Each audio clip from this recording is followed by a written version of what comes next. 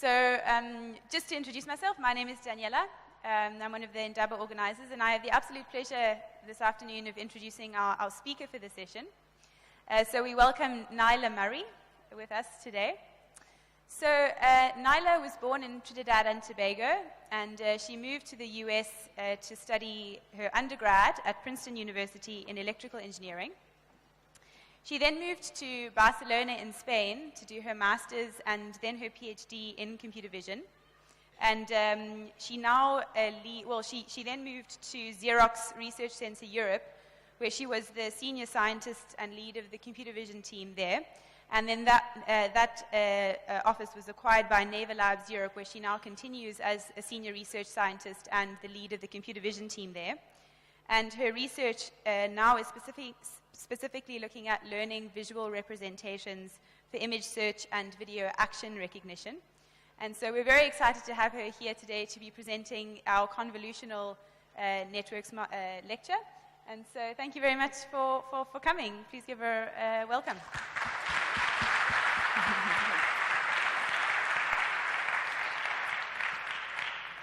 Thank you so much, Daniela. That was a very kind introduction. So, good afternoon, everyone. Do you guys hear me okay? Does everybody have enough coffee for the next 2 hours? Okay, let's see how we do.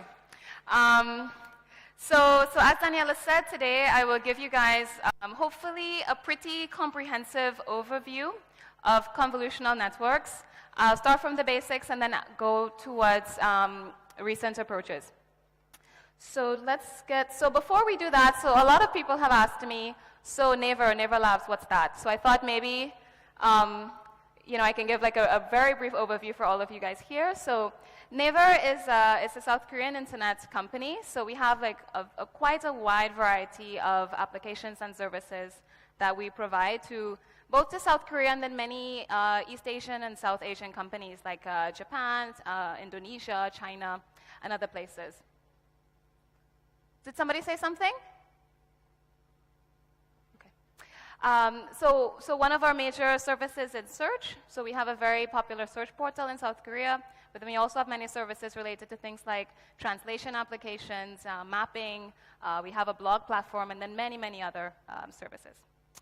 So that was Naver. So what's Naval Labs Europe? So I'm based in Naval Labs Europe. So we were formerly Xerox Research Center. So this was a research center owned by Xerox.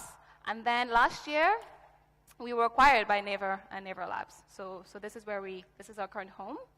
And we do research and development in many areas, including robotics, autonomous driving, augmented reality, user experience and design, and then many other areas as well. So that's just very briefly. So now let's get into the topic of today, convolutional networks.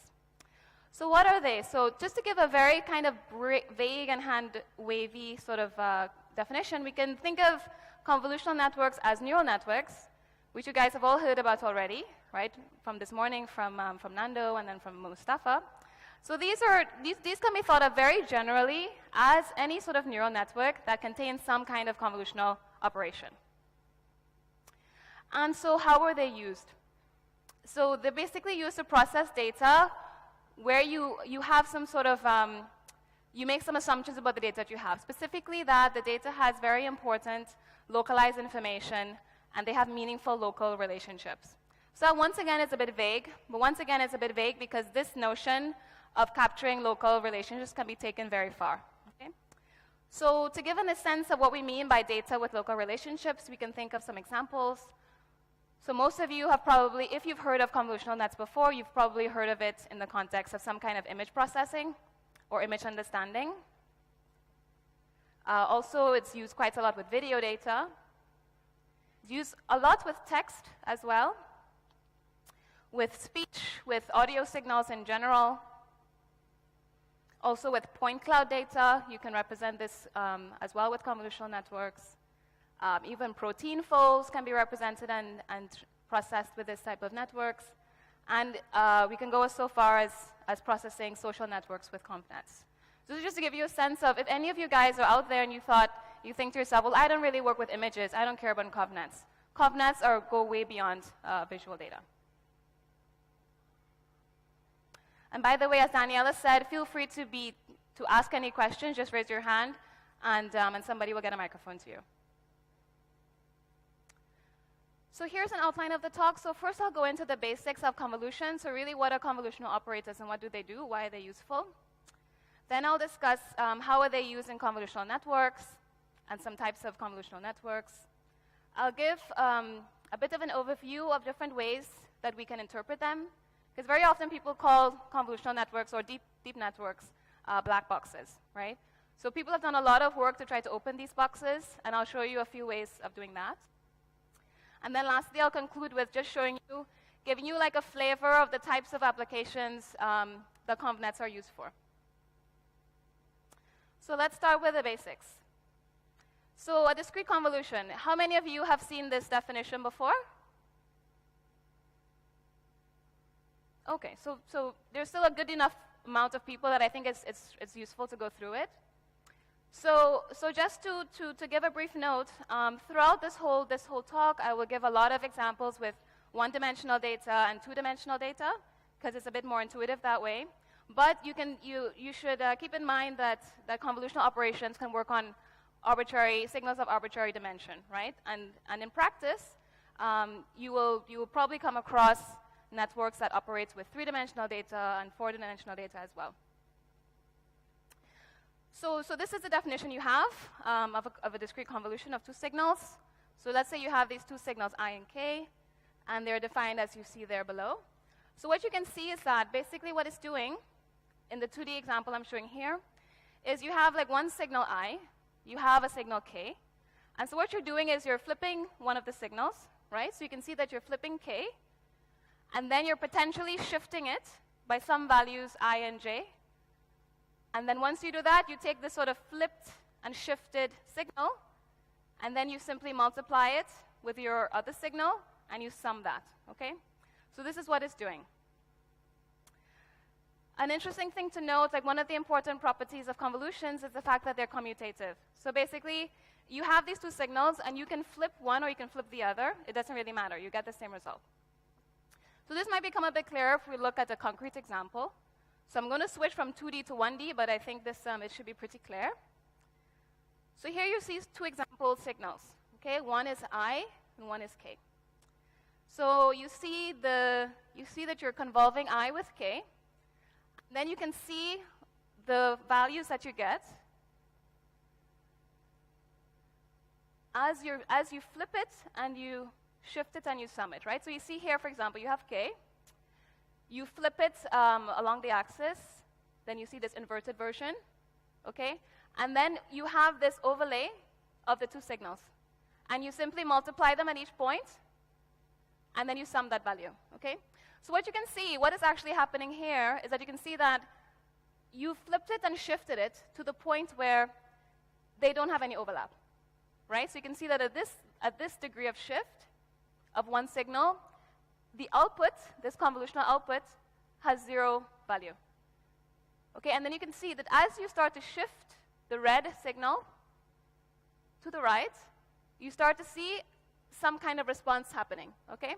And this response peaks at a certain point, and then it starts to decay. So as I mentioned, I said that it's commutative, meaning that if you flip k or you flip I, it doesn't matter. And here you can see that quite clearly, that in this case, we leave the red signal k alone. We flip I. We shift it across, and you see you get the same result. Okay? So one thing to note that I haven't mentioned yet is that in this definition, the indices m and m are assumed to be infinite. Okay? But if any of you guys have worked with convolutions before, you'll know that most of the times the signals we're working with are not infinite, right? So what do we do? So you guys may have heard of zero padding, right? So this is a typical trick we use to kind of pretend that we have infinite signals. And we'll discuss this a bit more later. Are there any questions at this point? Okay, if not, let's go on. So convolution versus cross-correlation. So cross-correlation is a very similar operation to convolution. You can tell just by looking at the definition. One thing you'll notice that's different is that we're no longer, it's basically exactly the same as a convolution, but we're not flipping any of the signals, okay? So basically what we're doing is we're taking a signal, we're overlaying another signal, and we're simply computing this multiplication and sum, and then we're shifting it, and as we shift, we get these different values, okay?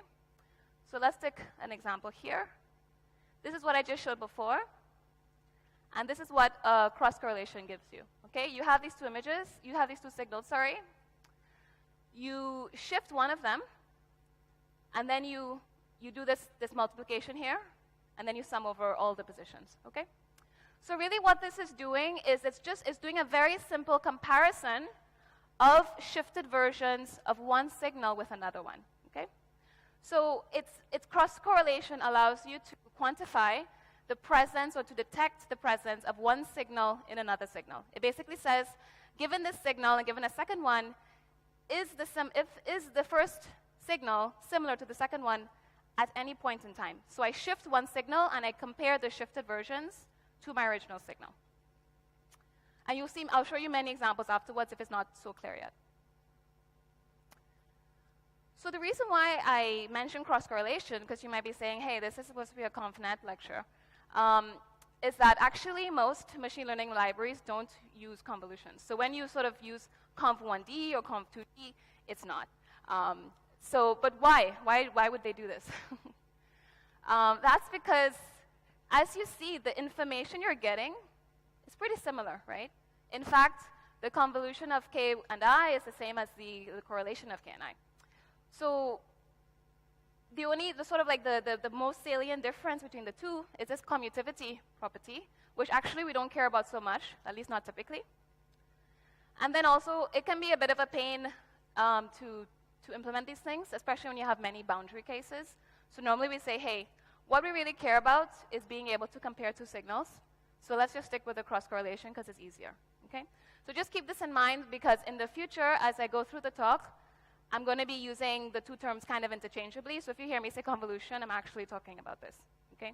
And this will be true for you if you use PyTorch or TensorFlow or any of these libraries. So I promised you some examples. So here's one. So we have our two signals, I and k, okay? And we want to compute the convolution. So we just look at the formula, we just do exactly what it says, right? So we say, so let's say we want to compute for the value for I equals 0 and j equals 0. We simply plug the stuff in, we just look up the values. Okay, what's I 0, 0, what's k 0, 0, etc. And you compute and you have a value of 1. Okay, so you can do that for all your different values of I and j, and then you have your whole result. You can also view this as what many people call a sliding window operation. So once again, you have your image I. You have your kernel. I can discuss the word kernel in a minute. K.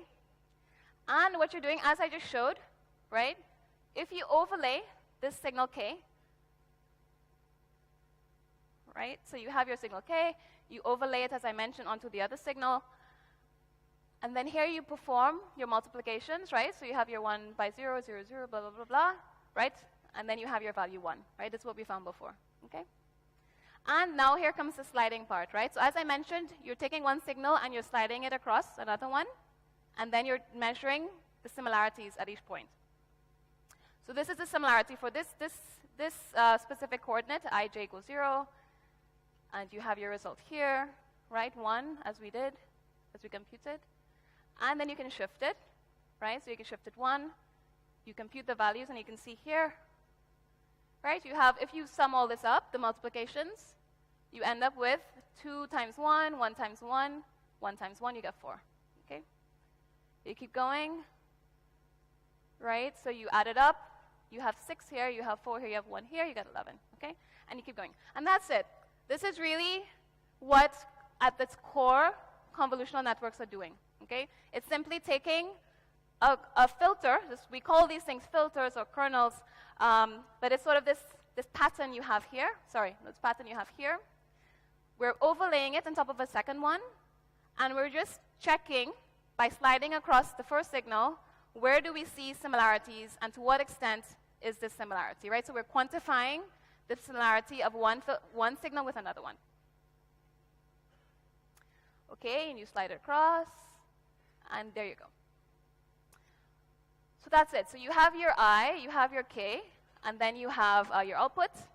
And this, you will very often hear the terminology feature map. This is what a feature map is. So to give a bit more intuition, let's try to think of these two things as images, okay? So let's imagine you have this sort of image here, this very tiny sort of pixelated binary image, a black and white image, and then you have this kernel here, okay? So what we've done, and this is exactly the same as what I just showed you. I'm just showing you like with using intensity values, but this is the same example I just showed before, okay? So here you can imagine, if you see this filter, this signal K, and you overlay it in the first position, you can tell that this 3x3 block is not like so similar to this one, right? It's almost like there's almost zero, like very little similarity between the two, okay? Because the intensity here, like the brighter it is, it means the higher the value. So you can see that the points where this signal has a high value are actually points where the sensor have a low value, okay? So you see that the output is very low. And you can see that if you compare this 3x3 image throughout the whole and you kind of slide it across, you can see that, okay, the output starts to make sense, right? You can see that, for example, in the center, it's actually pretty similar. It has a similar kind of profile. On the top, it tends to have a similar profile as well. And you see this reflected. So here you start to see that you're really getting information about you being able to detect the presence of a specific pattern in an image, in an input. And this really is the basis of what ConvNets do. So there's something that's not quite right about what I just told you, and you should be a little unhappy. Does anybody have an issue with this result? Anybody?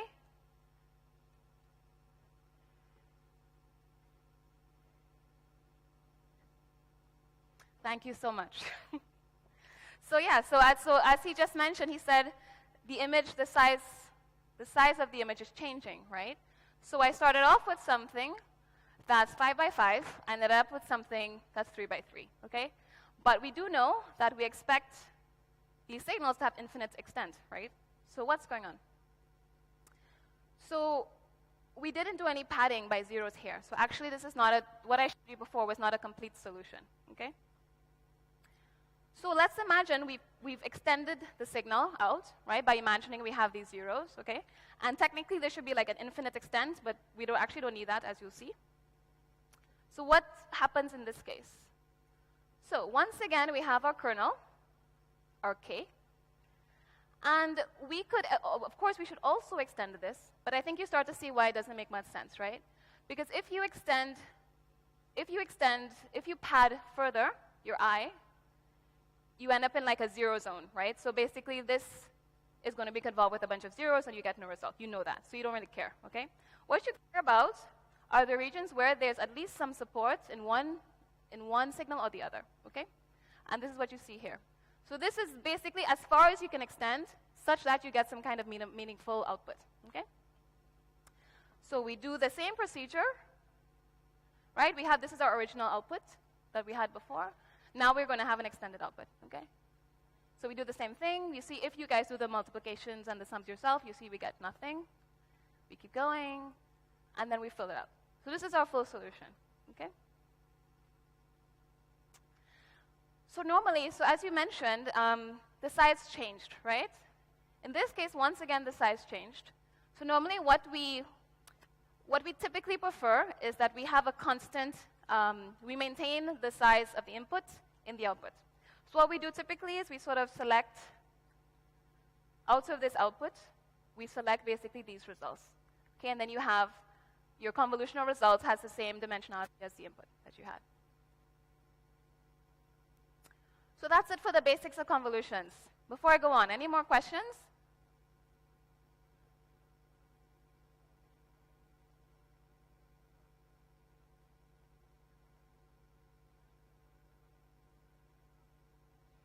So if you're, the pattern or the input, so the I or the K?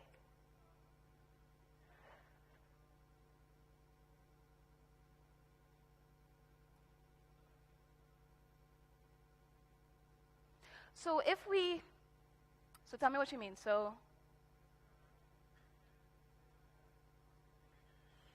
Oh, yeah, sure. Yep, yeah, exactly. Yeah, yeah. So if you know already that you don't care about the whole thing, you don't need to have a padding of size 2 in this case. You just say I have a padding of size 1, and then that's gonna solve the problem. Yeah, yeah. Good point. Yeah, so we went through this. Okay. Any more questions?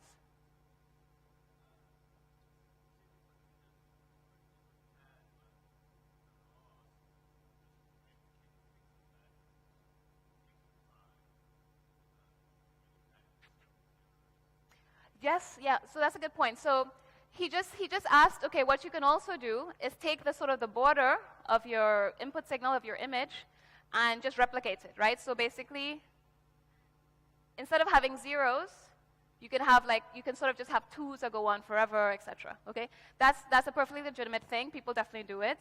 People also do other things. For example, they do mirroring, where basically they just sort of assume that you have like a cyclic signal.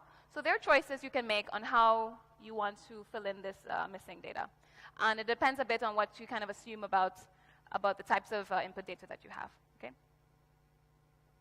Any other points?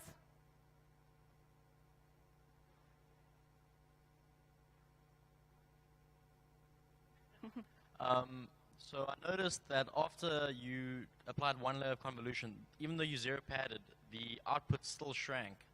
Like they aren't the same size.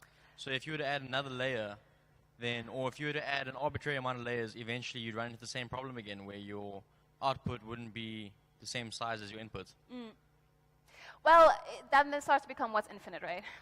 Like the thing is, if you eventually have like an infinitely sized input and an infinitely sized output, you would have, I would assume, an infinitely sized, like a signal. So if your 2 signals are infinite, I think your output would also be infinite, because basically there would be no point. So if you look at the equation, the definition, there would be no inputs that you can put in that you wouldn't get an output for, right? You would have, for every ij, you would have some output. So in the infinite case, it should not be a problem, but it's true that when you have these finite signals, you start to have these boundary effects. Okay. Okay, so in the interest of time, I'm going to move on. So convolutional networks. So as a reminder, when my first slide, I mentioned that convolutional networks are basically neural networks that include some kind of convolutional operation. Okay. So why do we really care about this? Why are they used? So that you can consider it to be could be used as a replacement for densely connected layers. Okay. And why would we want to do that? Why would we want to not have this sort of dense connected layers? So do you guys know what I mean when I say densely connected layers? How many of you do know? Okay, so let me explain what I mean. So I'll show you some examples of it later, but basically what I mean is that if you have an input and you have some weights that you want to apply to that input, a densely connected layer is basically saying that every input is going to be connected to every sort of node in your output. So basically, every output that you have is going to be impacted by every element in your input signal, okay? You'll see a bit more about that later very soon, so if it's still not clear, just hold on a bit, and I'll show you some examples. So what are some motivations for using convolutional networks? So there are several. One is sparse connectivity, meaning that as I just mentioned to you before, in these densely connected layers, which people call fully connected layers, like every output is dependent on every input.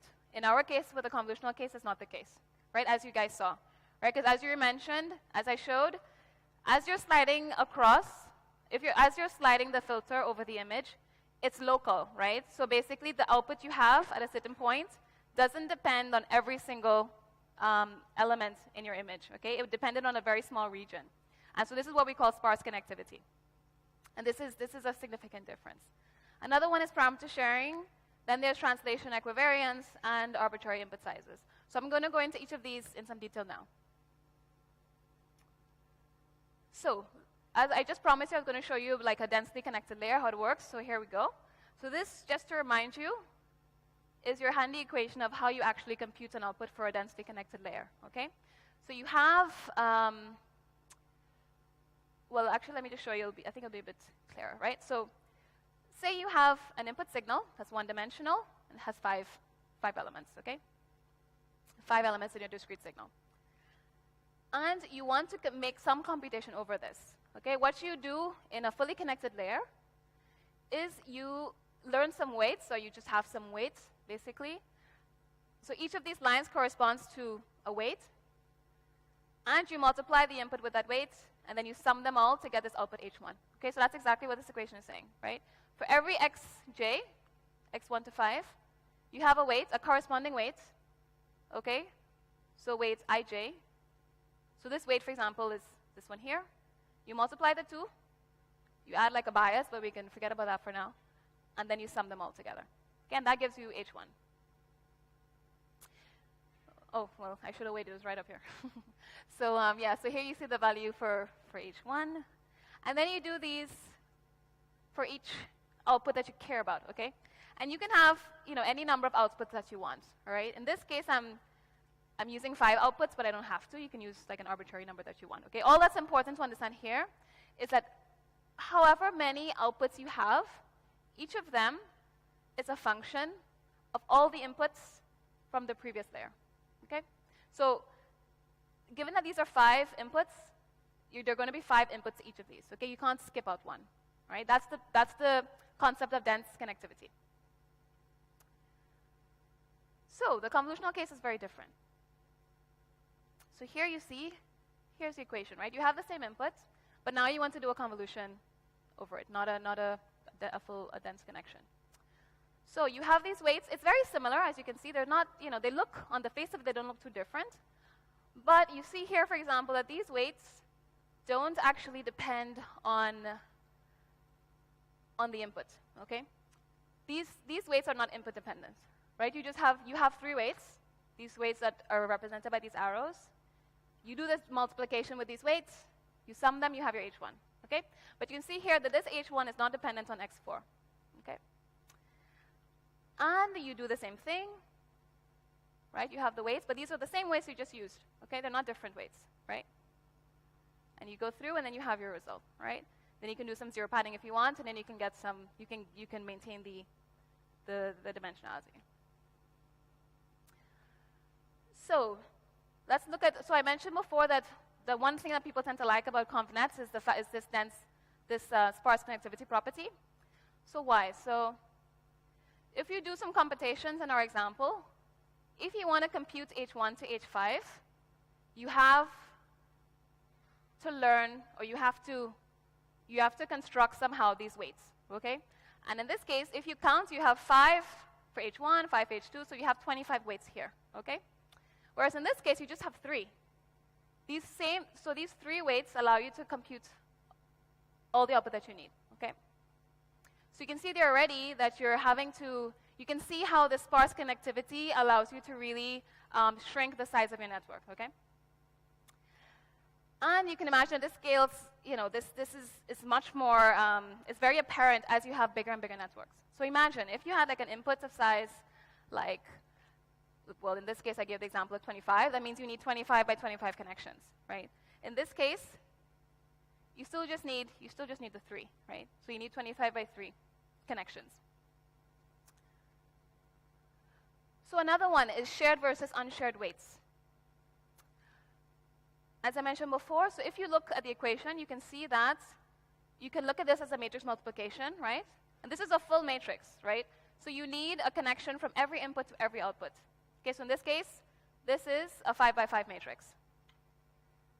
If you look at the same equation here, you have 3 weights that are shared for every computation. So what does that mean? Once again, it scales well better, and this means you have fewer weights to store and less training to do, okay? Because whereas, as you know, this is deep learning, so there are ways to set these, but the ones that I think is most relevant to you is when you have to learn the weights. And if you have to learn 3 weights, it's going to be much easier than learning, at least it's going to be more, more computationally efficient to learn these three. So another property I mentioned before, so this is translation equivariance. So I believe Mustafa mentioned this briefly this morning as well. So translation equivariance is the following properties. So I have my input, my trusty input, x1 to x5, okay? So we can sort of generalize that to xi. And what happens if I shift it? What happens if I translate it? Let's say I translate it downward, right? I shift it forward so that what was previously x1 becomes x2, what was x2 becomes x3, etc. If I do that, what happens to the output? So the output simply gets shifted as well, okay? So whatever was hi before, so if you have, so for example, what was h1 before here has just been shifted down, okay? So basically you're seeing the same output, but just shifted to the same degree that your input was shifted. So this is the property of translation equivariance. It means that once you shift your input signal, your output symbol will remain the same, but just shifted by the same amount. So why is this an important property? So this helps to make predictions translation invariant, meaning that as you translate your input, your output will maintain some level of invariance to that change, okay? So to show an example, let's say you have this butterfly. You've learned a convolutional neural network, and it tells you, this is a butterfly. If the butterfly moves, so if it goes like from the top right to the bottom left, you don't care about that, right? You just care that there's a butterfly, but you don't care where it is. So you want your network to be invariant to that property of translation, right? And once again, if it moves up, you don't care. So this property of translation equivariance is quite useful for different types of applications. So does anybody think of any other types of invariance that might be interesting? Great example, and you'll see much later on an example of how you can tackle that, but that's a good point, yeah. So the last thing, so I mentioned 4 motivations for ConvNets, right? The last one I mentioned was arbitrary input sizes. So let's look at this. So say you have your fully connected network, okay, your fully connected layer, right, with your 25 connections, with your 25 weights that you've learned, okay? So say you say, hey, my input signal is normally of size 5, but actually I have like a new feature embedding, or I have a new representation, and actually I have 6 inputs now. So what do? You have these weights, and there's just no 6j weights, right? There's no weights that correspond to this input. So basically, you sort of can't, there's some tricks you can do, but out of the box, you can't really use this network anymore, right? You have to kind of, throw away the weights and learn from scratch, basically. But what happens if you have, if you're using convolutional weights? In that case, you don't really need these specialized weights, right? You have the same weights you use for all the other ones, and you can simply just, perform the computation as you do, and you have your H4, no problem. Right, so just to recap, so these are the 4 properties that can be very useful when using ConvNets to replace fully connected, convolutional layers, I should say, to replace fully connected ones. So now I'm going to discuss the effect of what we call different strides. This is something that you will also see a lot of when you start playing with ConvNets, if you haven't already. So what's a stride? So a stride is very simply just the distance between 2 consecutive positions of your kernel / filter, okay? I'll show you an example. So here we have the same example I showed before, just projected like a bit downward. And you have your same kernel. So what I showed you before, and this is the output that we had. So what I showed you before was an example with a stride 1 by 1. So what this means is you have your kernel, you place it down, you compute your output, you shift it by 1. So you just shifted it 1 position, you make the computation, you continue, okay? In the 2 by 2 case, you have your kernel, you compute the value, but then you shift by 2, right? So you see there, I kind of skipped 1 row and I just went to the 3rd one, etc. And then as you move down, you also shift in this case, right? This is a 2 by 2 case of strides, where basically you're skipping dimensions in both cases, okay? And just to make a point that these strides, you can have like arbitrary strides, right? So you can have like a 2x1 stride, you can have like a 3x1 stride, 3x2, etc. Right? This is arbitrary. So why do we care about this? Why is this useful? So number one, it can help reduce redundancy in some cases.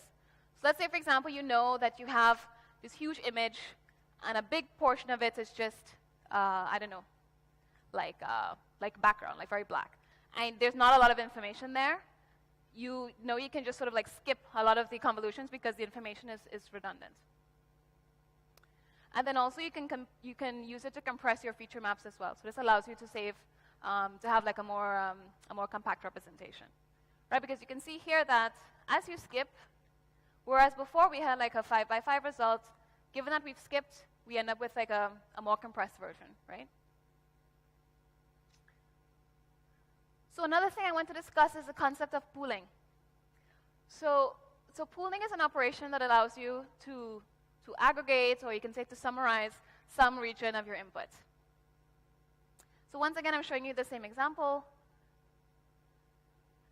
And so basically what you can do by pooling is simply perform some computation over some local regions of your input.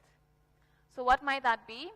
So your pooling function f is some function of the input, okay, to your node. And people typically use either one of these two following ones, so the max pooling. And what this does basically is it takes your input, as you can see here, it takes your input and it just finds the maximum value, okay? And then there's another typical one which is called average pooling, which, as you might guess, takes the average. So let's look at a concrete example for the max case. So you have your pooling layer. It has these inputs, okay? It's doing 3x1 pooling. And it takes these three inputs and it says, okay, what's the maximum value? It's 1.2. Okay, that's my output. You do the same thing here. It's 1.2, my output, etc. Right? So you have, this is your max pooling result. And so what happens, for example, if we were to shift the input? So let's say we shifted the input down by one position. Okay, so what was previously the first point, you just like pat it and then you move all the values down. Okay, what happens here? So once again, you can look at it. So let's do the max pooling. You see here you have 1, 1.2, 1.2. Okay, so you can see that with max pooling, your inputs changed, like every element of your inputs changed, right? So you moved your signal, you shifted your signal by one value. And so whatever was x1 before, or let's say h1 before, is now h2, etc. So everything here changed. But only two out of 3 changed here, right? So you see before this what we had. Now you see all the green ones are changed, but the pool results are the same, okay? So this property is another way of adding some kind of translation invariance. So it allows us to say, even if you have a few small shifts, because you're performing this sort of summary statistic over your local regions, small shifts don't make as much of a difference as they might otherwise. And then once again, it might be used to compress signals, because as you can see here, this starts to look a bit redundant, so you might say, okay, maybe I'm just going to sort of not compute pooling at every possible location, right? And that way you can sort of compress your output and have only 2 values, for example, instead of 1.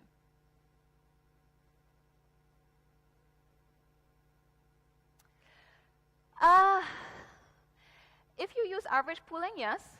If you use average pooling, you can consider it to be a filter of a filter of size, you know, the region that you just sort of slide across. So you can look at it that way, yeah.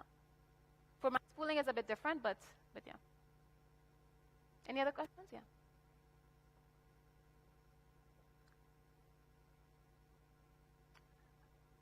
So I didn't say it's important. I had said that it may be useful sometimes, but definitely it's also very often useful to reduce the size. So it depends on what you want to do. And we'll see some examples later of cases where you might want to compress the signal, or you might want to maintain the signal size, or you might want to increase the signal size. So there are definitely different ways that you might want to do that.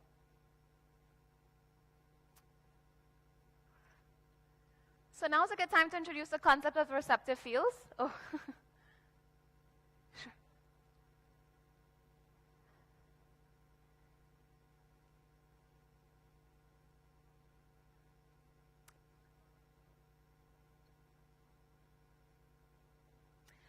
True, definitely. So the translation invariance will definitely be limited in this case, but this is a good point to bring in the concept of receptive fields, because as you go deeper in the network, you start to look at bigger and bigger receptive field sizes, right? Because translation invariance is limited very much by the fact that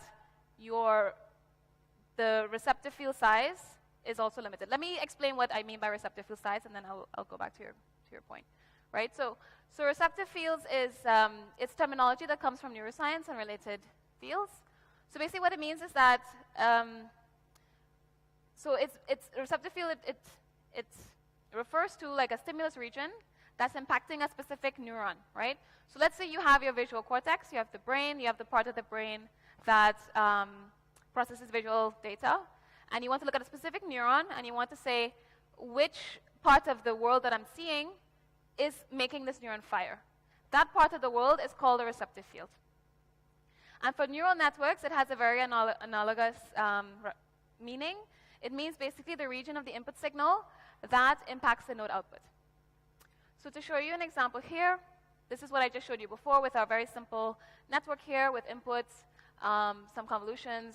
Normally, there are some nonlinearities at this point, but I'm just leaving it out for simplicity. And, for example, pooling. So in this case, the receptive fields of H3 is what I'm showing you here, right? Because basically, this is the inputs that are impacting this value. Okay, that's what it means. And so this is why, to a certain degree, you have a bit of invariance, but not much, because your receptive field is limited, right? But as you move down the network, right, so here you're seeing an example for the pooling one, but then there's this notion of what we call effective receptive field size, right?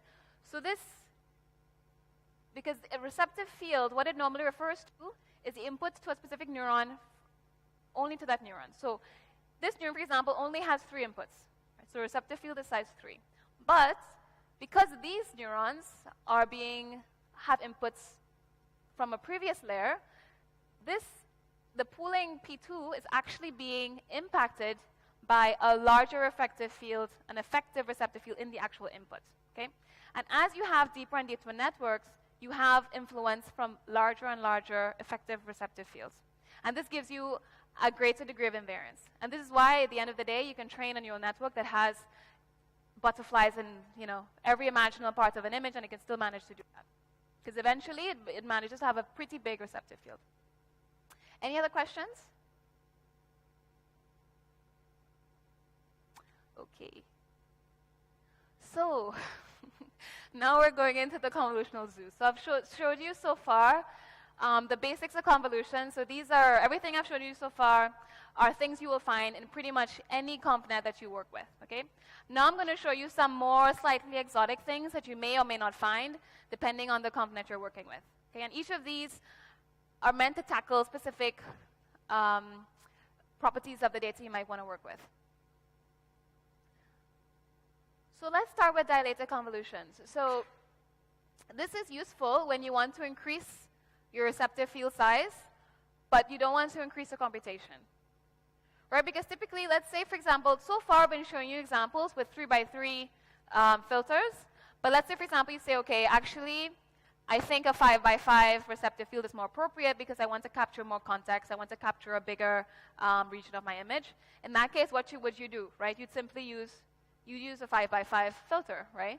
But a 5x5 filter means 25 weights instead of 9. It means 25 multiplications instead of 9. So it means you're going to have a network that's bigger and that is more computationally expensive, right? So is there a way that we can avoid that? Yes, dilated convolutions. So what dilated convolutions do is it takes like a small filter and it kind of pretends it's a bigger one. So it does that by basically filling in your filter with zeros at certain positions, okay? So here you can see this example where this is the same filter I've been showing you for the whole talk, right? But here I've dilated it with dilations of size 1 in both dimensions so that you can see that you've replaced some positions with zeros and here, such that now your filter is going to capture information from a wide receptive field. But because you know exactly where those zeros are, you can ignore them when you do the computation. And you can say, OK, actually, even though this is a 25 by 25 filter, I only have 9 non-zero or potentially non-zero values, right? So I'm only going to calculate that, and then I'm going to just ignore the rest of them. And so that way you're getting information from a bigger size of the image, but with the same amount of computation and space. Yeah, so you can just see some examples there. So you have it's exactly the same type of convolution you're doing, but just having some knowledge about the fact that you have zeros in some places. Yeah.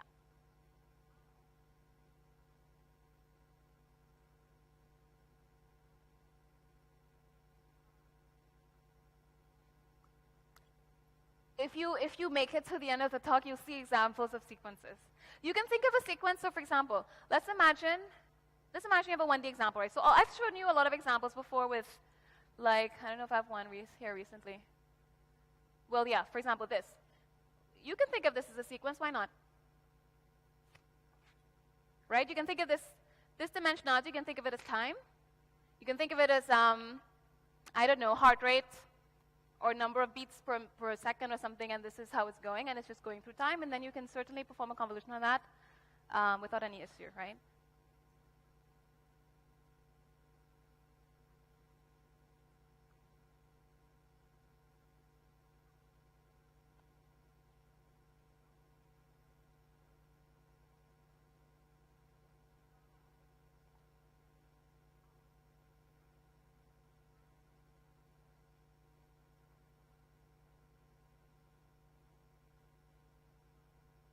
So if you have a signal that's periodic, and you're searching for that periodicity, as in like you have a filter that's tuned to that, then yes, you'll pick it up all the time, but that's because that's what you're looking for, right? So basically, if you have a signal, you have to decide what you want to pick up, right? And normally, you can kind of learn what you want to pick up by deep learning, right? This is what it does. So I don't understand exactly what's your problem. So you're saying you have a periodic signal.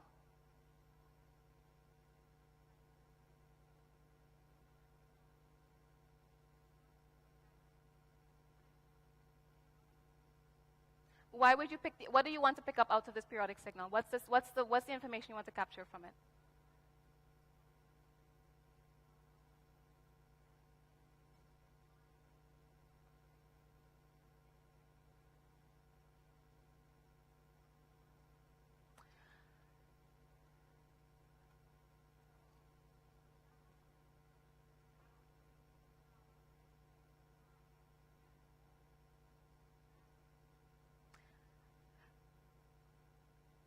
So one thing you have to keep in mind is that I am showing you a bunch of examples here, but what I'm showing you is much more general than that, right? So there's all the numbers I'm showing you here can be arbitrarily changed. So you can have a receptive field size that's 1, that's 11, that's 25. It's completely arbitrary.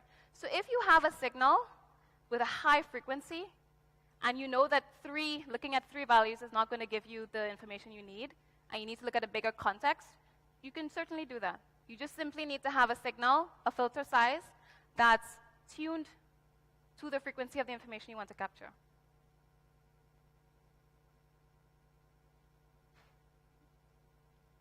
We can talk about it more offline if you want to, but basically the whole idea of the convolutionals, right, is basically that you have like some pattern and you want to match it. It's pattern matching. That's all it is.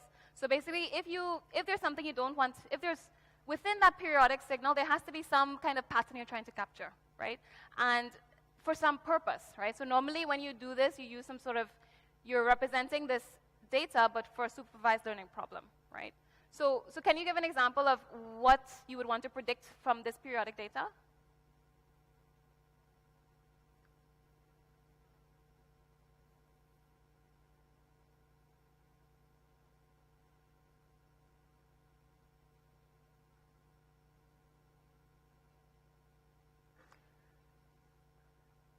So then in that case, I would imagine that what you want is you want to have to learn some filters that say, okay, if an event happened at a specific time step, this is what the pattern looked like around it. So like, this is what happened at t minus 5, this is what happened at t plus 5, and this is representative of the event. And then you have to learn a signal, you have to learn some convolutions, some convolutional weights that cover that extent of time.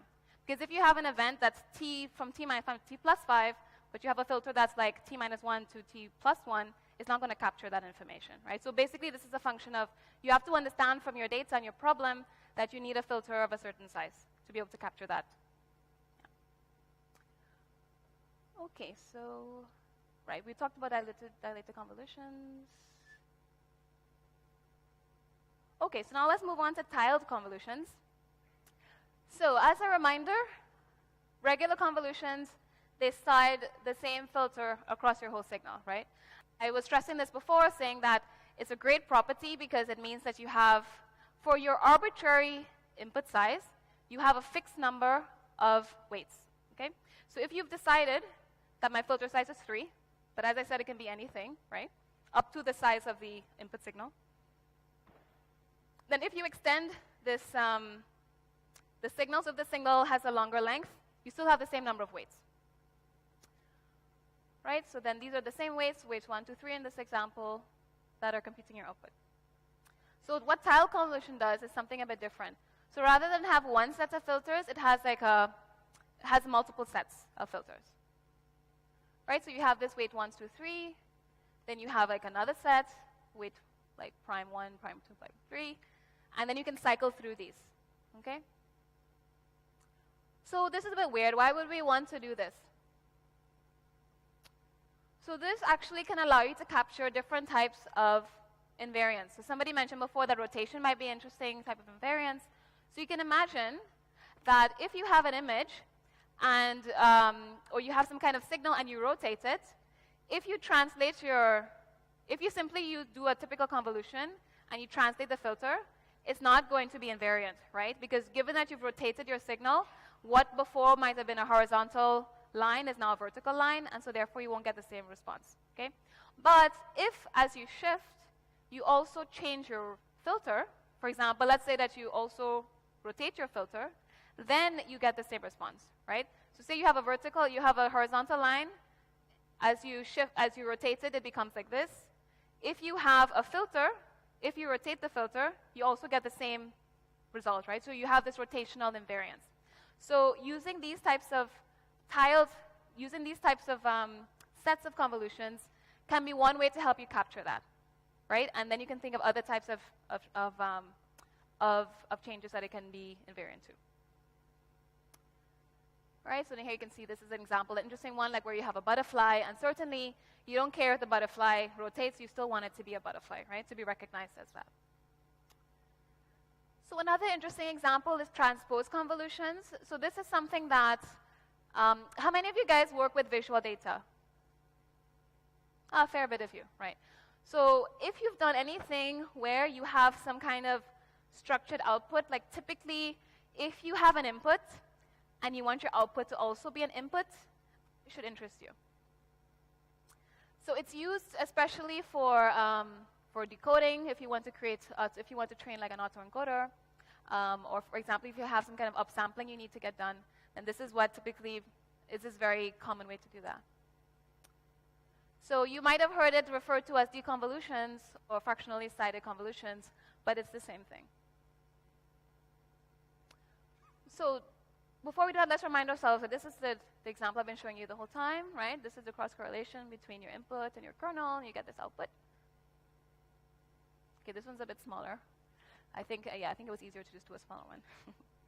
So actually, you can convert a convolution into a matrix multiplication operation. And you can see that pretty easily if you form this matrix from your kernel, okay? So let's say, for example, you know that you have your kernel here, and typically when you want to do a cross-correlation, what you do is you superimpose it onto your input, right? You multiply the overlapping values, you sum them. So what happens if instead of doing that, you roll out your kernel into this matrix where you put zeros at the positions where there's no support, right? So we talked a lot about sparse connectivity. In every point where there's no connectivity, if you just add a 0, if you do that for each of these positions, and if you roll out your input signal, if you do a dot product on that, you're actually going to end up with the same values that you had when you did the convolution. Okay? So you can see that by saying this is the same input, just rolled out, right? It's just vectorized, right? So you have the first row, the second row, etc.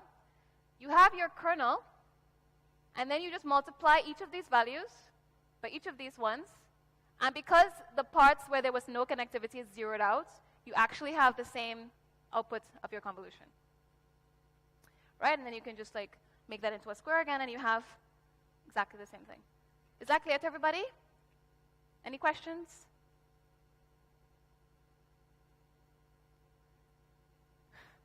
No? Yes? Okay, so let me go into a little more detail. So, right, so you have these 9 values, right? And then you have these 12 values. So if you want to do a matrix multiplication, everybody knows that with linear algebra, the dimensionalities have to match, right? That's like the first thing. If it doesn't, then you're in a lot of trouble. So you have to create a matrix with a dimensionality of 12 here, and you know your output is 4, right? So you have, sorry, by 16.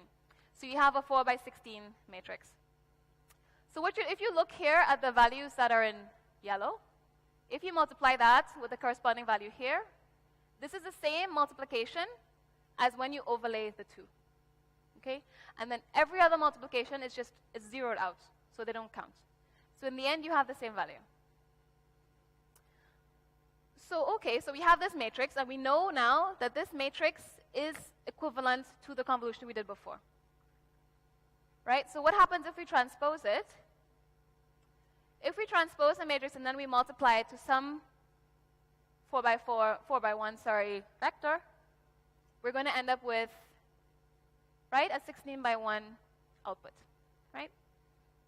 And then you can make this into a square again, and you have something that's 4 by 4. So you see what we did there. So we took a convolution, and then and as if you can transpose it, rather than sending something that's 4 by 4 to something that's 2 by 2, you send something that's 2 by 2 to something that's 4 by 4, right? So simply by doing this transpose, you're able to do what we call upsampling. That is getting a bigger output signal from your input, okay? And the important thing to note is that you're able to you have the same connectivity. So the same weights that impact the output, right? The same weights that have some kind of effect on the output are the same in this case. So these output values will be impacted by the same values in your input as it would have in the previous case. Or as I just mentioned.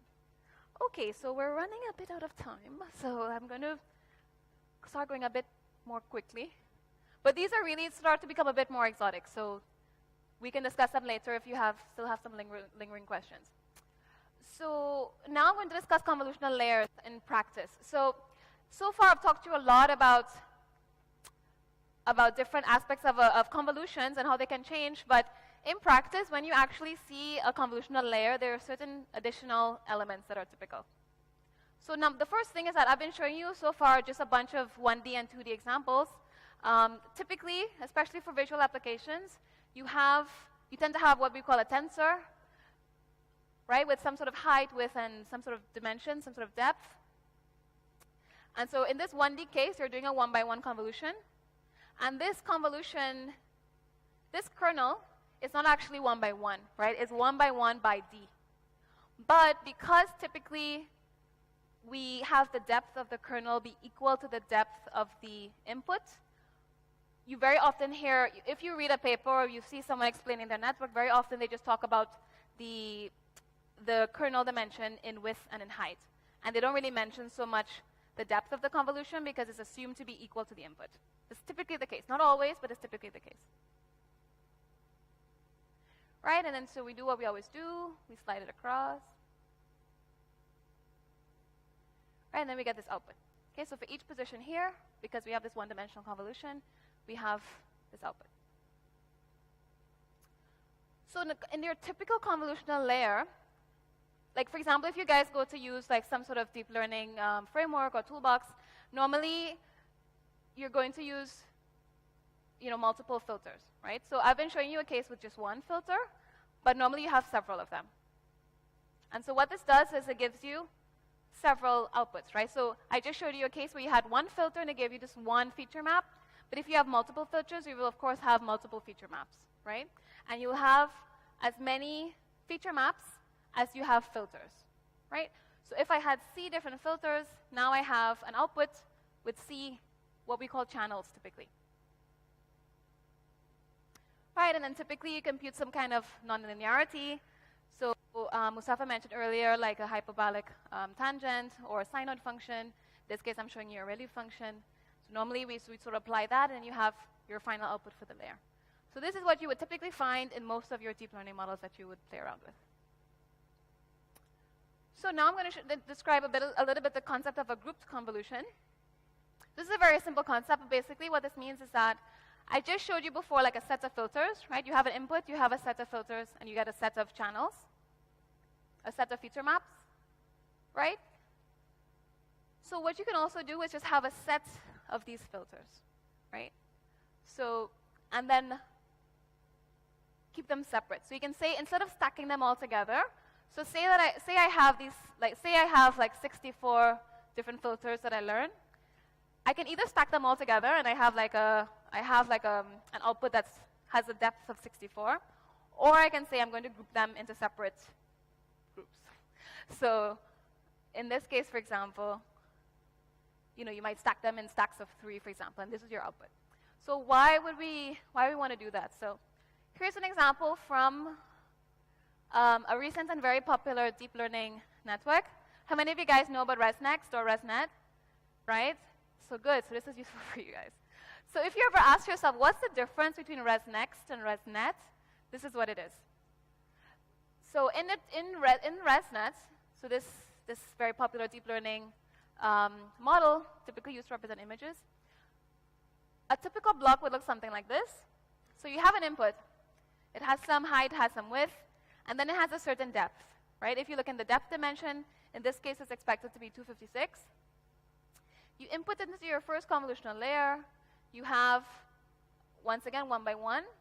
And as I mentioned, you expect the depth typically to be the same as the depth of your input.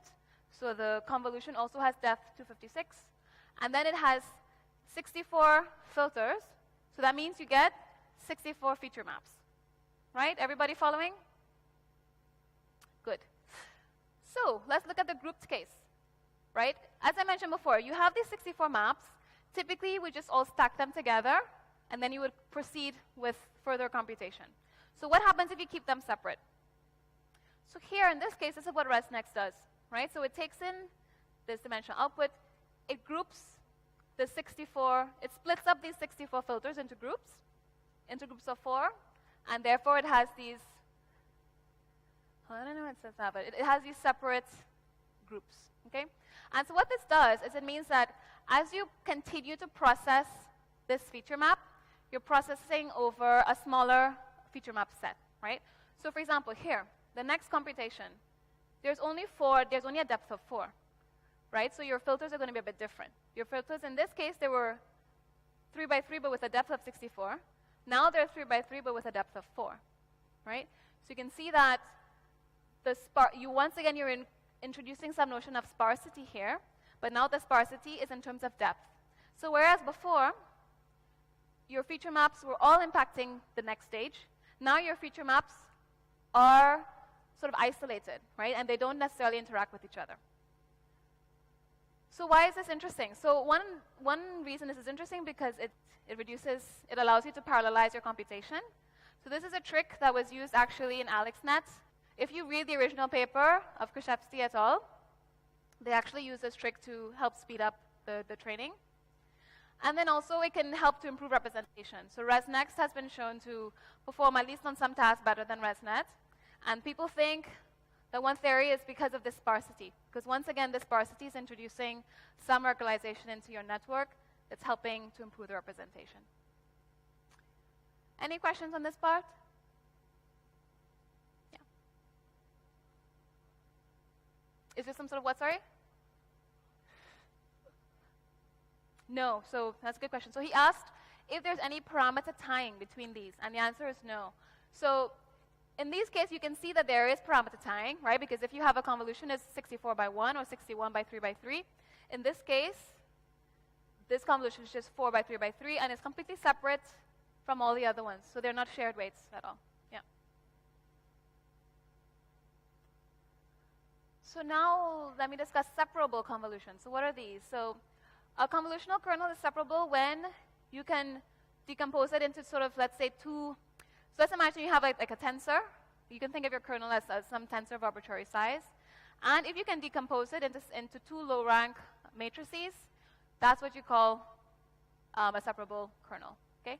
So let me give you a concrete example of that. So say you have a kernel that's 3 by 3 by 4. Right? So you have this 3 by 3 kernel and with depth 4. Right? Normally this would give you like this type of output if you do some padding, which I'm not showing. And if you replace it, so if you take this, instead of having a 3 by 3 by 4 kernel, what happens if you take a 3 by 3 kernel and then you apply afterwards a 4 by 1 kernel? Or in this case, I guess a 1 by 4 one. So here you have a 3 by 3 kernel. You apply it to the whole feature map, and then you apply it to each of the feature maps separately. Right? What you get? You get, like, once again, you get a feature map for each channel, right, in your input. Then what happens if you apply this 1 by 4 kernel to your output?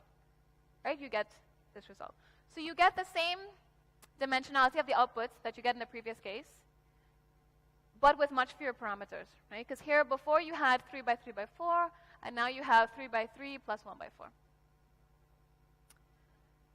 Right? So you can see that here this allows you to do a fairly similar operation, because with the 3 by 3 by 4 kernel, what you were getting is this was allowing you to represent patterns in a three-dimensional space, right?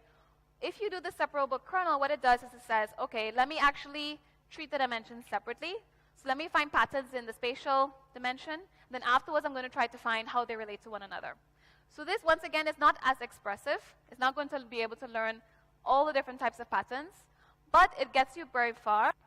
And if you really care about having a compact network, this is one way to do that, to accomplish that.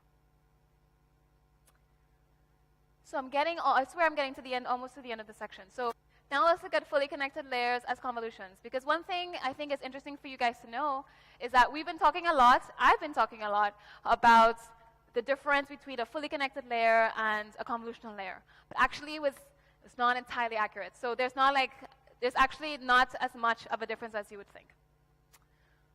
So to see that, let's look at the typical fully connected layer, right? So this is the densely connected layer I've been talking about a few times. So typically, if you look at a network, right, very often for a CNN, there's a point at which you stop using convolutions and you start using a fully connected layer. So your typical classification network is going to, at a certain point, add like 1 or 2 fully connected layers at the end. So what they typically do is at a certain point, you have your feature map, right? So you have the output of some convolutional layer of size W by H by D. And what you do is you vectorize it. So you take this blob, this tensor, and you create a vector out of it. And then you apply a fully connected layer to that, right? So this is the one I showed you before, where you have this dense connections between all the inputs and all the outputs, right? And this is your fully connected layer, right? And then here you see you have 8 by 4 weights, because you have 8 input values, you have 4 output values, and each of them is connected to each of the other ones. So if you want to, you can actually consider this to be a convolution. So how would you do that? You can think of this as having a group of 2 by 2 convolutions. In effect, having 4 convolutions with 2 by 2 by 2 filters. So how would you do that? So you leave your input as it is, and what you do is you take your weights, and you see these orange lines are corresponding each of them to a weight, right? So you have 4 weights going into this output. You take these 8 weights, you create a cube out of it, and then you convolve this and this, and you get 1 output, right? So basically, in this case, this is your input, this is your filter, and they're the same size, so you sort of just have 1 multiplication to do, and you just get 1 output. You do that for every set of weights, and you have outputs. And then you just add that together, and you have the same thing you had before.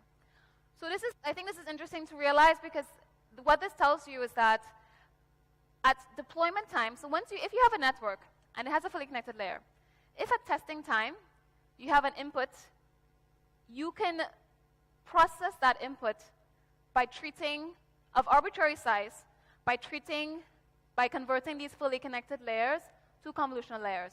Because one limitation that many people say about densely connected layers is that, and I actually said it myself earlier, is that if you have an input of a different size that you learned with, then there's nothing you can do, right? So basically, if it expects a certain input, you have to give that input. But actually, you don't, right? So you can convert your fully connected layers into this form, and then you can treat it. You can slide your whole network over your input, no matter what the size. This is a nice trick to keep in mind. So that's it for the convolutional zoo. That was a very long overview of all these things, but I think it's very interesting for you to know how diverse and how versatile ConvNets can be. So now I'm going to talk about deep learning, right? So the point is, I talked to you a lot about weights. I never talked to you about how you actually set them. What are these values? How do you decide? So one thing you can actually do is to set the weights randomly. This might sound a bit strange, but actually it's been shown that basically all you want is you want to have a representation that allows you to discriminate between different types of inputs. And you can do that surprisingly well by simply just having random weights. Even though they're random, if you pass inputs through, they will be projected in some deterministic way to different regions of space. And that projection, if you have a high-dimensional projection, might actually be pretty discriminative. So actually it's been shown that you can get pretty decent representations just with random weights. But we can definitely do better than that. Well, that's what I was just explaining. Yeah. And the nice thing about this, of course, is that you don't have to do any training. So especially if you don't have any data, it might be one thing you might want to think about. Another way is to use handcrafted filters, so you can tell yourself, okay, I know something about what I'm looking for, right? So for example, I know that I'm working with images, and I know that edges carry a lot of information, or blobs carry a lot of information. So I don't want to necessarily learn it because I already know what I'm looking for. So let me actually just define filters that I know will capture the signals that I care about, right? So a very typical example of this is many types of wavelets, right? A very typical example is Gabor wavelets, which is used in many applications. Another way, of course, you can learn the weights, right? This is deep learning. So, and then you can use either unsupervised methods. So GANs are very popular, way to learn weights in an unsupervised manner. You can also do some kind of reconstruction error. Or you can do supervised learning with many different types of problems you might want to solve, right? So, Mustafa mentioned classification, regression. You can use many different types of objectives. And then how would you initialize these weights? So if you're learning your weights, you can start off with 0, but that's a bit arbitrary. What many people do is they set it by they initialize all their weights to be randomly sampled from a normal distribution, for example, standard one. Or, and this is very, very popular, you can transfer your weights if you learn them for something else. So you might say, for example, I have a data set of butterflies that I want to classify, and I can either start training my network by randomly, or I can say, actually, I have a network that I trained before to classify puppies. And I think, actually, this network learned something about the images I'm going to see now that's useful. So let me actually initialize my weights with the puppy network to learn butterflies. And that actually works very, very well.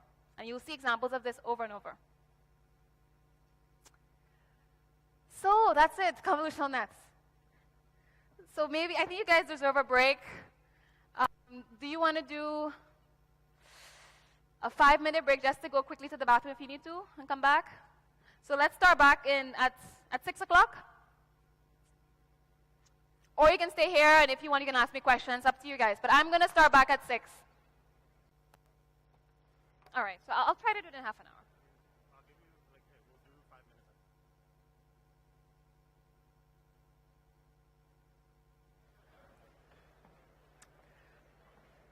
minutes. Okay, so let's start back.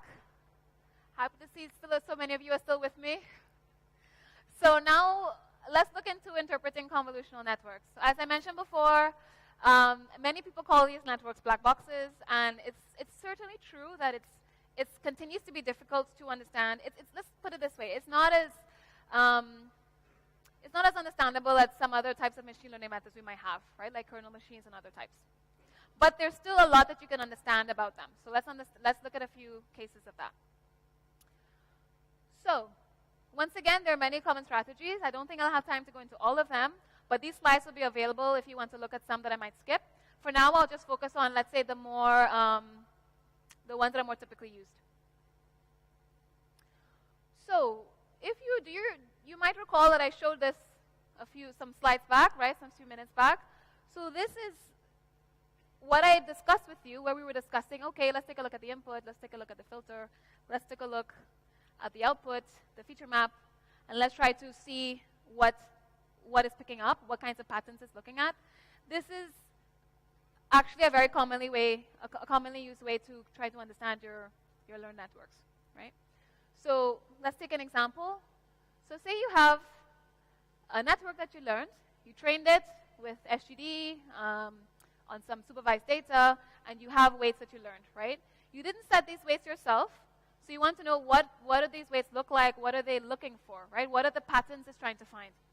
You can just look at the output, and it gives you some idea, right, as we did before. So if I zoom in here, you can see, okay, I'm looking at the results of like the first convolutional layer. This is what the output is. This is the result after I do nonlinearity.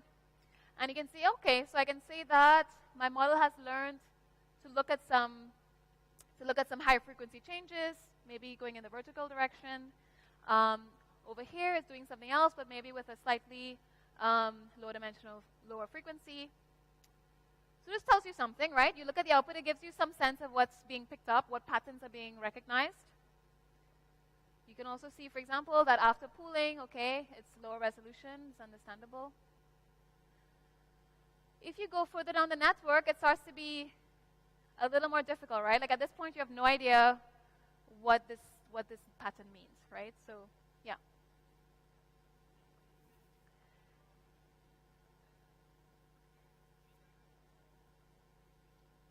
Yeah, so that's a good point. So images, so if you have a color image, an RGB image, your convolutions are normally, let's say, let's say m by n by 3, right? So your first convolutions tend to be, the depth of the convolutional filter is the same as the depth of your image. So for an image, it would be, you would have a depth of size 3. That's typically the case. So okay, so we realize that there are some limitations to this, right? At a certain point, if you have a very deep network, if you look at the output, you're not really sure what it's telling you. You just see some blobs, and you don't really know what that means, right? Another thing that you can do is to look at the actual filters themselves. So instead of looking at the outputs of the filtering, you can look at the filter itself. So for example, I showed you lots of examples of a 3x3 filter, or you can look at filters of other sizes in your network, right? So here I'm showing you some examples of filters that were learned in the first layer of AlexNet. How many of you guys have heard of AlexNet? Okay, so for those of you who haven't heard, AlexNet it's called AlexNet because it was created by someone called Alex Krzyzewski, right, a researcher who, along with his colleagues, introduced this network, which was trained very, very successfully to classify images. So this network was trained to classify an image as having one of 1,000 categories of objects. So it trained the network to say, okay, I have 1,000 different categories of many different things. So for example, animals or buildings, man-made objects. And this network was trained to say, given an image, label it with the relevant categories, right, of the objects present inside. So after it was trained, fully trained, what we're looking at here is the filters, these convolutional filters that it uses, that it slides across an image, okay? So by looking at these filters, you can have a sense of what kind of patterns in an image, at least in the first layer, the early part of the network, what kind of patterns it finds important. So can any of you guys notice what kind of patterns, or what kind of patterns do you see that it's looking for? You see a lot of edges. What else? Colors, right? Different colors as well. So yeah, so you can see also different orientations. It's also interesting, right? So because as we know, convolutions aren't rotation invariant, right? So if you want to capture different orientations, you have to learn a filter for that. Another thing that you can see is there are different spatial frequencies. So it's looking for changes in contrast, right? So looking for edges at different frequency levels as well. So you might have like a big change. So for example, if you have like an image of a horizon, you have one really low frequency change, right? Going from the sky to the ground, for example. But then you might have very tiny frequency changes. So for example, if someone has, I don't know, if you can see like waves on a shore, like you might have very tiny ripples, and this is going to be captured with a smaller frequency. So you also need to have filters that take into account these different spatial frequencies. Also, you guys mentioned different color contrasts as well. So I think now is a good point to go into some biological connections here. I'm sure all of you guys have heard how, you know, there are these very cool connections between neural networks and actual neurons in the, like, systems in the brain. And I personally think this is overhyped, but there are certainly connections there that you can see really, especially when in the slide I showed before. So several principles of convolutional networks were inspired by, very explicitly inspired by elements of models of the visual cortex. So some of those are the concept of having a limited receptive field. So this is because in neuroscience, scientists have proven, actually Nando de Freitas, he showed this morning the experiment from Hubel and Weisel, right? This experiment he showed with the cat. Then he showed like the cat, there was like a neuron that they measured how it fired, and they measured how this specific neuron only fired on edges of a specific orientation, right? This concept was borrowed explicitly for convolutional networks as well. It's been used in certain models. Also, the concept of having these filters that are tuned to different scales, different orientations, and color contrast, such neurons have been found in animal cortex experiments. That there are neurons that are specialized to find these types of patterns. And then also the concept of having these nonlinear activation functions. We know also that neurons in the brain also fire in a nonlinear way. And then also, of course, the whole concept of hierarchical processing. There is certainly a lot of hierarchical processing that goes on in the visual cortex. So to look at some more biological connections, well, at least let's say connections with natural images and statistics, there's also some interesting and pretty conclusive experimental evidence that these types of filters are really important to learn to represent natural images, right? So one important experiment that showed this is the work by Olhausen and Field in 1996. And what these two researchers did is they took a bunch of image patches. So they took images, they took small patches of the image, and then they trained some filters. So they trained, basically you can consider them weights or filters. And they said, okay, I want to find a set of weights, a set of filters, that if I simply compute a linear combination of them, it's going to give me back something that looks like my original image. So basically you're saying, how can I have some sets, some potentially over-complete sets of filters that can be used with the right weighting to represent an image? And when they did that, when they trained these weights, they got patterns that look like this. So this kind of gives you some sense that these types of filters that also seem to be found in the human brain or similar things, are a good representation, a good way of representing the images that we see, what we call natural images. By natural images, I mean images that, if you were looking around in nature, that you would typically capture. So maybe not like something like an abstract painting, but natural objects in the world. So going back a bit into interpreting neural networks. Another very interesting way, and I think effective way to understand what your neural network is doing, is to look at what tends to maximally fire your neuron, right? So what I mean by that is, you say, okay, I have a specific neuron at some point in my network. I want to understand what type of pattern or what region of an image is going to really make this neuron fire. And so here what I'm doing is I'm showing you some results of networks, of neurons from networks that were trained, in this case, for object detection. And what it's doing, it's showing you the region of the image a region of an image that tends to maximally fire this neuron. So this neuron is very sensitive to this type of feature. And what you can see, it tells you something interesting about what the network is learning. So you can see, for example, that, okay, so this neuron, it seems to be really specialized to upper bodies of people. So you show it like an upper body of a person, and it's going to have a very high response. You have other ones that show more low-level things. So you see kind of like black dots on white background. So you can see things like doggies. So you see faces of dogs. But then you also get these types of patterns that are pretty different. But you can see that the pattern is quite similar, right? Also, you have this example here that's showing you that what tends to excite this neuron is seeing these kinds of red blobs in some sort of background. And that can allow you to detect things like, I think these are flowers, but then also you have like plates of food, right? So, but they all have a similar visual pattern. You see another example here of something, a neuron that's specialized on text. It really fires when it sees text of any kind.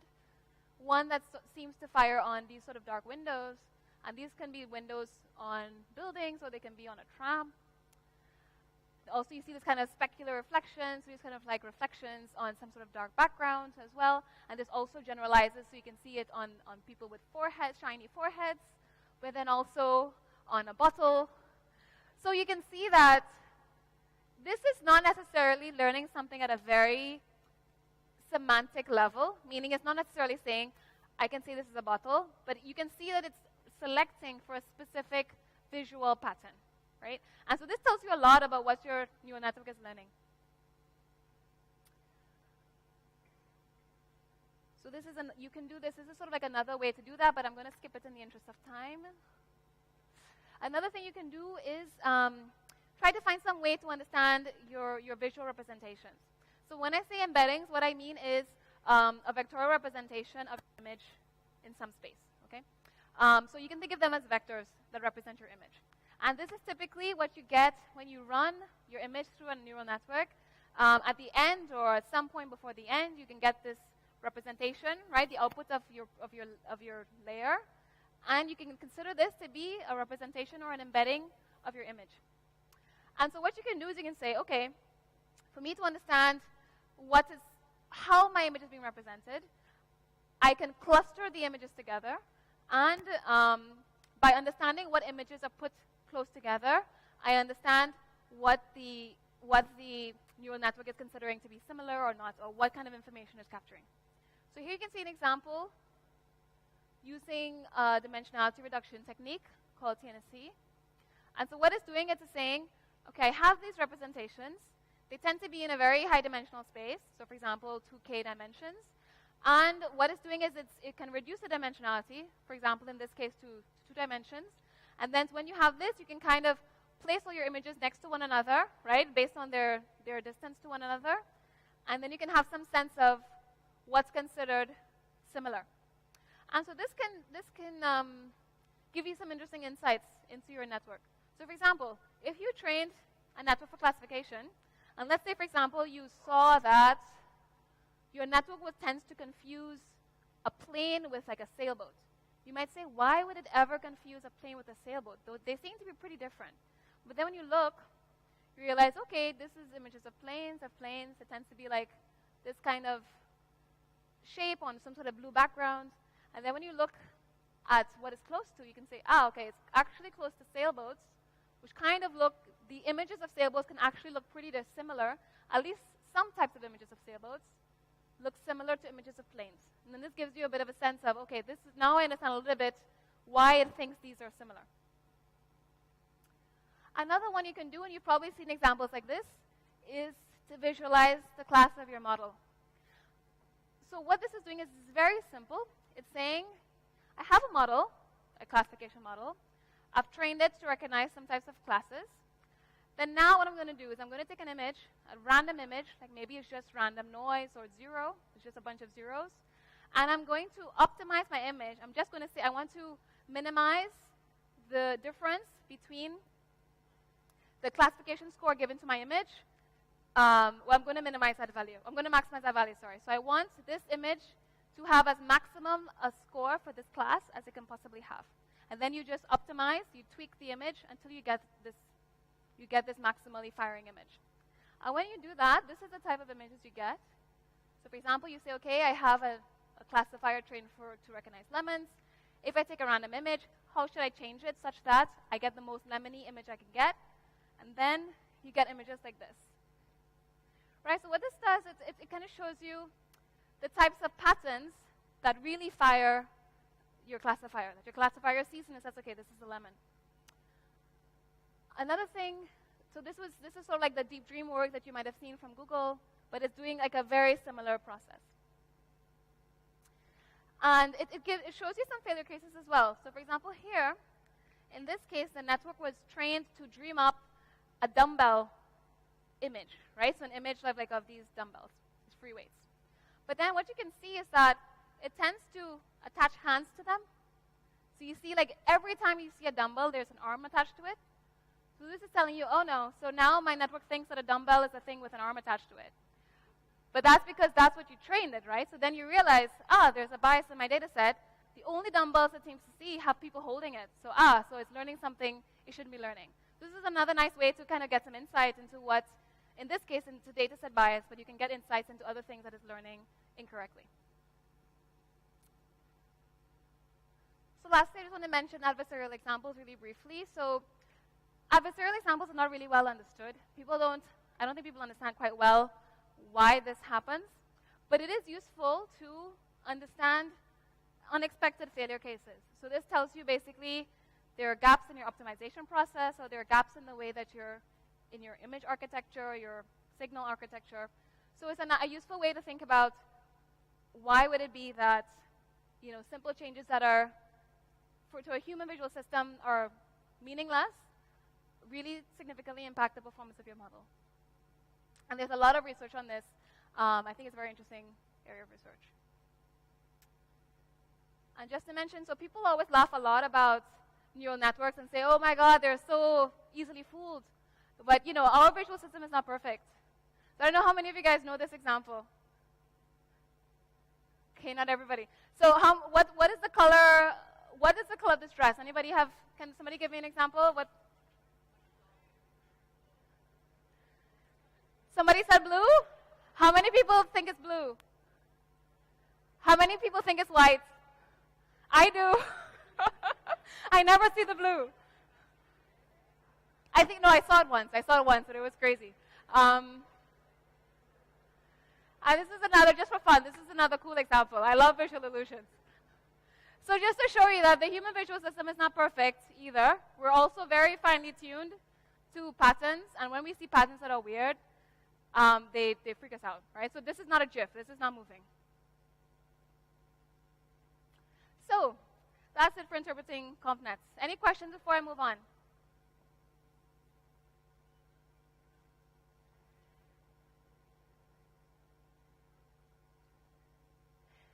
Yeah, that's a good question. So I didn't explain it, but this is not random noise, right? So this here is not random noise. This was actually optimized to fool the network. So if you hand the network any sort of random noise, it's not going to mess up like it did here. Basically, you said, what kind of signal can I introduce that's going to cause this issue?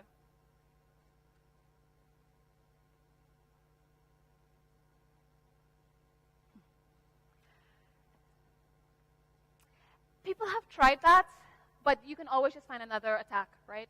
So the thing is, you're not going to be able to, or at least there's no way anyone has thought of sufficiently augmenting your data set to be able to handle these types of attacks. You can always find an optimization that will that can move in a different space, because basically you have a decision bound function, right? That's making decisions, and there are many points in that space, that decision space, that you're not going to cover in your data set. Perhaps if you had a sufficient, like an infinitely large data set, you could do that, but in practice, it's not feasible. That's a good question. Okay, so in the 15 minutes that I have left, I'm going to go into some common applications.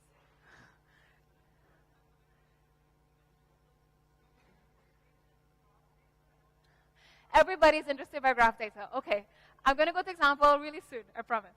Okay, so in the interest of time, okay.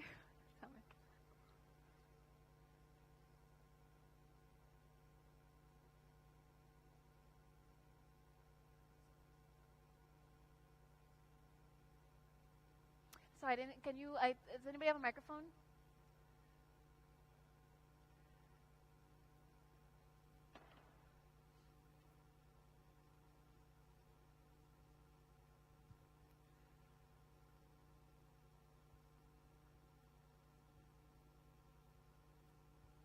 So from what I can notice is that this type of attack is actually from the pixel level, right? So are there any other approaches that look at like the morphology of a panda, like basically the shapes that it's made of?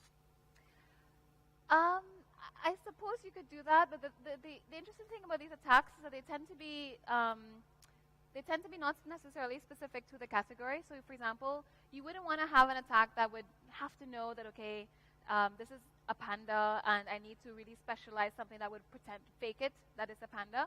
So normally these types of attacks are more general than that. But that's certainly one thing you could probably do for an attack. But I don't think it'd be very scalable. Yeah. Okay, so common applications. Early CNNs, Nando gave you this slide was like right there, so we can just forget that. So there I was talking a bit about some of the work that he showed, for example, with digit recognition and things like this. So this is an interesting early application of ConvNets.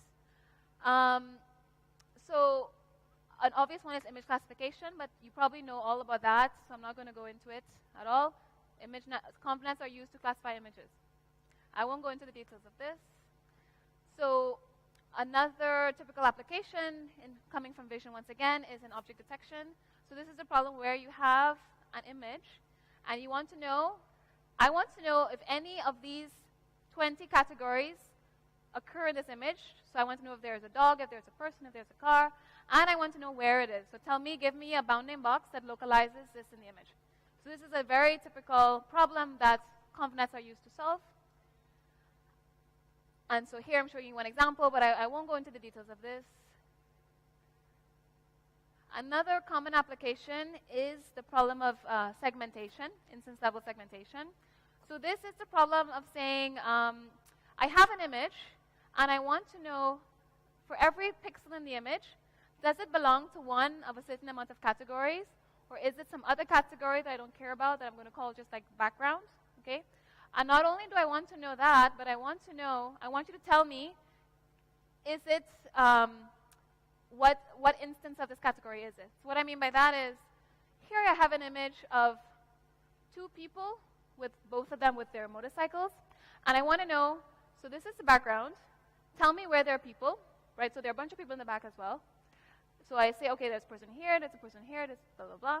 And where are their motorcycles? There's a motorcycle here, here. And then I want to know, not just that this is a motorcycle pixel, but that it belongs to motorcycle 1, and that this pixel belongs to motorcycle 2. So that means these are two separate instances of the same category. So this is another very interesting problem in computer vision that people care about a lot for example, for autonomous driving scenarios and many other applications. And here I'm showing you one model that's used to do this. So I won't go into details, but I'll simply say that this branch of the model that performs the masking, that basically tells you is this part of a category of interest or is it not, is done using convolutions. Right? So it's using only convolutions, not using any fully connected layers. So another problem is the problem of matching images, so deciding if two images are similar, and in particular to be able to retrieve images, saying I have an image and I have a database of images, and I want you to search in that database for images that are similar or relevant to my query. Okay? So I have an image of this, I have a bunch of images, and I want you to return to me all the images that contain the same object, for example. So once again, you can use convolutional networks to do this. In this case, what you do is you use what is called a triplet loss, which is basically enforcing the property that you want images that are close together, that have the same object, to be closer than images that don't have the same object, right? It's very logical, and it works very well. Okay? Yeah, so there's also, you can use convnets to do what we call eye fixation prediction. So what that means is that given some visual stimulus, so given like an image or a video, you might want to know what would attract somebody's attention. What would somebody pay attention to if they were looking at this image, right? So here I'm showing you some work we did using a fully convolutional network. So when I say fully convolutional, what I mean is that all the layers are convolutions. There are no fully connected layers, right? And so this is one network used to do that. Also, you can use convnets for video, as I mentioned before. So a typical application is action and or activity recognition. So for example, you might have a video clip, a short clip, and you want to know, okay, somebody's smiling in this video, are they cartwheeling, etc. And so there are a bunch of ways to do this. So as you might guess, so okay, so can someone tell me what do you think would be the most salient difference between tagging videos versus tagging images? Anybody? Sorry? I said, what for you would be the most important difference to consider if you're trying to tag or you're trying to recognize an action in a video versus an image?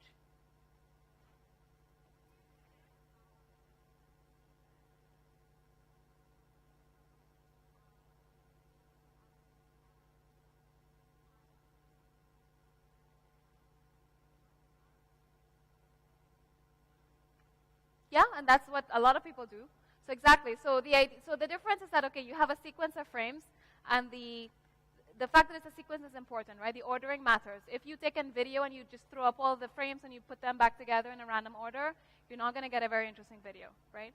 So typically, so I'll just summarize this to say that very popular action recognition and video understanding techniques use 3D, what we call 3D convolutions, which really is 4D convolutions, because you have 4 dimensions. You have width, you have height, you have RGB, and then you have frames, right, which is the 4th one.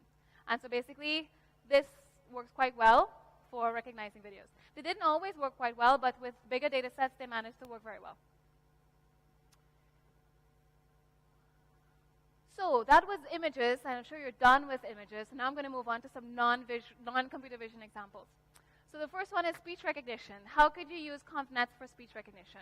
Well, actually, because very often you can represent audio patterns or speech patterns in something that looks like an image, right?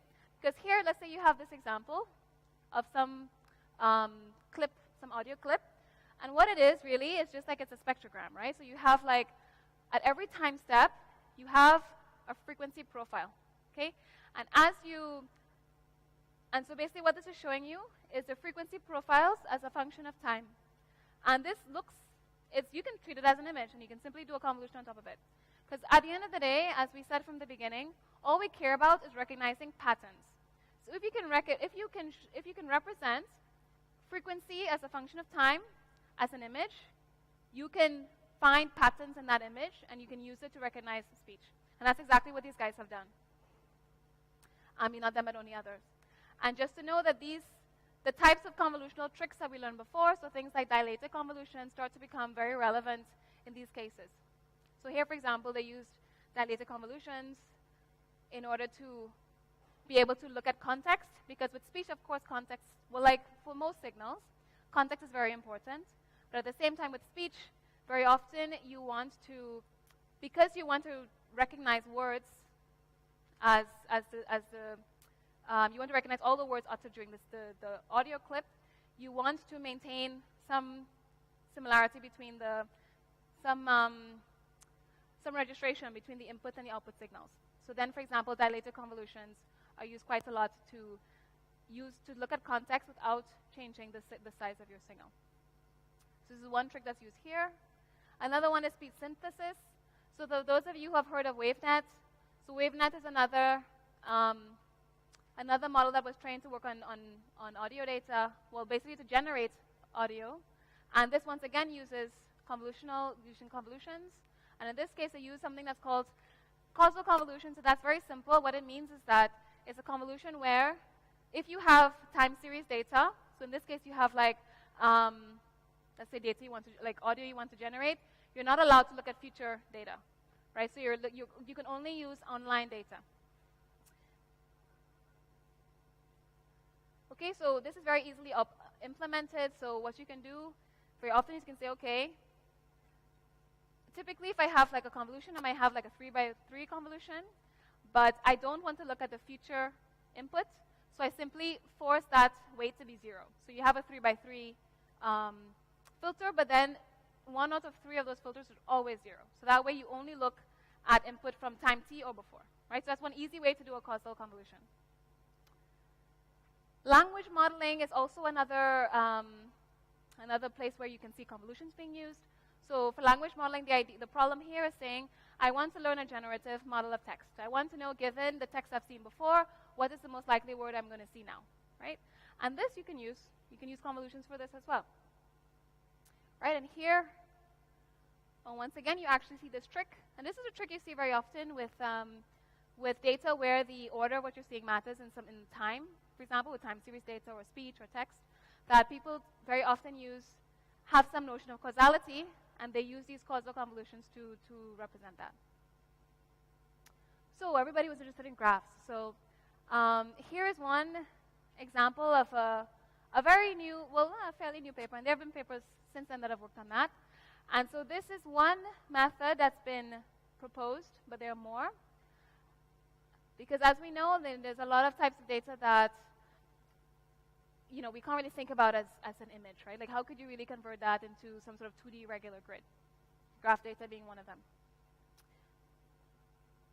So this approach, what it does is that it uses a trick. So someone mentioned earlier that, we've talked a lot about convolutions, but for those of you who are familiar with convolutions, you know that convolutions can be expressed in the Fourier domain as multiplications, right? So probably a thing you might have thought of is, why don't we just do it in that domain, right? So there are many practical reasons related to optimizations and others that we don't. But one thing you can do with graph data is use the frequency domain to perform some type of spectral filtering. And what this spectral filtering can do is to conserve this notion of locality, which allows you to do this sort of sparse connectivity that is really the core of convolutional networks. So if you're more interested, I invite you to read this paper. And lastly, ConvNet and AlphaGo. It's my last example. So I hope all of you guys will get to see the AlphaGo movie during the week.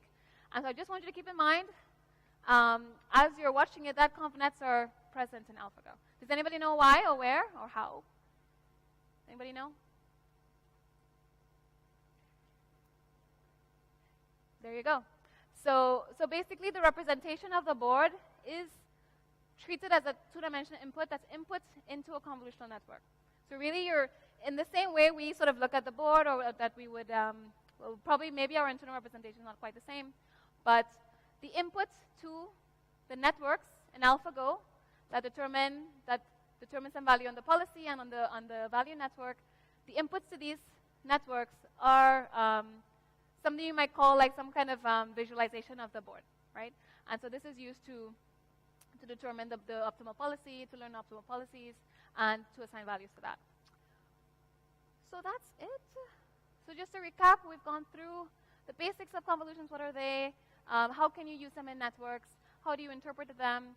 And I wanted to give you just like a bit of a sense of where we can use them. So hopefully this makes you understand that even if you're not working with visual data, there's probably some way you can create a ConvNet out of it. Thank you.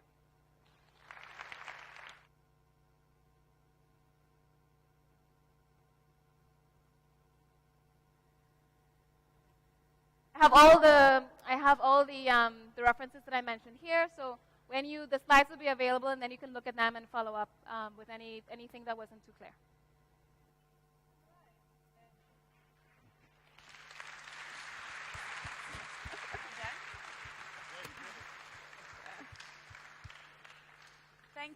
Thank you, so much, Naila. Some of those graphical representations of what convolutions do, I think, was really, really insightful, really nice visualization. Thank you. And also, just as a reminder, on Thursday we'll be having a number of parallel sessions. So we have some sort of deep dives into computer vision and natural language processing, which will extend a lot of what some of the applications Naila mentioned today, and also will definitely help you in the practical on convolutional models tomorrow morning. So thank you very much. Let's thank her again.